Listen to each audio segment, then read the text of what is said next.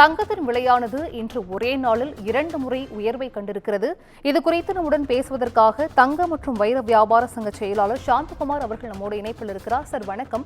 தங்கத்தின் விலையானது இன்று ஒரே நாளில் 2 முறை உயர்வை சந்தித்திருக்கிறது. இது குறித்து உங்களுடைய கருத்துக்களை பதிவு செய்யலாம் சார். அதாவது தங்கம் பாத்தீங்கன்னா ஒரு போன வாரம்லாம் விலை குறைஞ்சிட்டே இருந்தது. அது நேற்றுல இருந்து விலை ஏற ஆரம்பிச்சது. இது வியாபாரிகளை பொறுத்த வரைக்கும் எதிர்பார்த்த ஒண்ணுதான். ஏன்னா எப்பயுமே ஏற்கனவே சொல்லியிருக்கோம், அட்சய திருதி முடிஞ்சதுக்கு அப்புறமே ரேட்டு கொஞ்சம் விலை உயரும் அப்படின்னு ஒரு எதிர்பார்ப்பு இருந்தது. அதை பல்வேறு மீடியாக்கள்ல கூட சொல்லிக்கிட்டே இருந்தோம். இப்போ சர்வதேச அளவில் ஏற்பட்டிருக்கக்கூடிய மாற்றங்கள், ஒரு அன்சர்டனிட்டி, அமெரிக்க டாலருடைய மதிப்பு கொஞ்சம் ஐஎன்ஆரை கம்பேர் பண்றப்போ விலை உயர்ந்திருக்கு.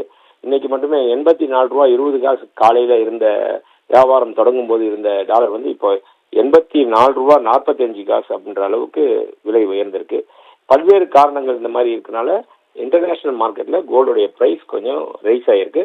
அதனுடைய தாக்கம் தான் ஒரே நாளில் 2 தடவை காலையிலேயே விலை உயர்ந்தது. அதுக்கப்புறம் இப்பயும் ஒரு சவரன் ஒன்றுக்கு 600 ரூபாய் விலை உயர்ந்ததும் இது ஒரு காரணம்.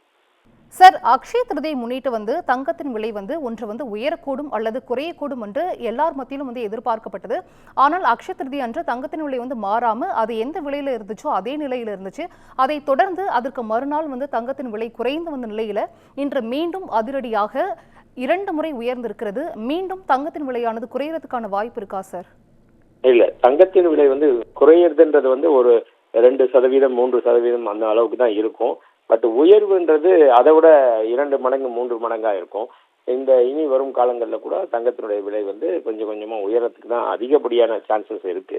அதனால முதலீடு செய்கிறவர்கள் தாராளமா தங்கத்துல சேஃபான இன்வெஸ்ட்மெண்ட் தங்கிட்ட இருக்கிற பணத்தை அப்பப்போ இன்வெஸ்ட் பண்ணலாம் கோல்டை பொறுத்த வரைக்கும். ஏன்னா இதனுடைய இந்த வருட கடைசியிலேயே பாத்தீங்கன்னா ஒரு கிராம் 10,000 அப்படின்றதும் ஒரு சவரன் 80,000 தாண்டும் அப்படின்றதும் ஒரு எல்லாருடைய கணிப்பா இருக்கு.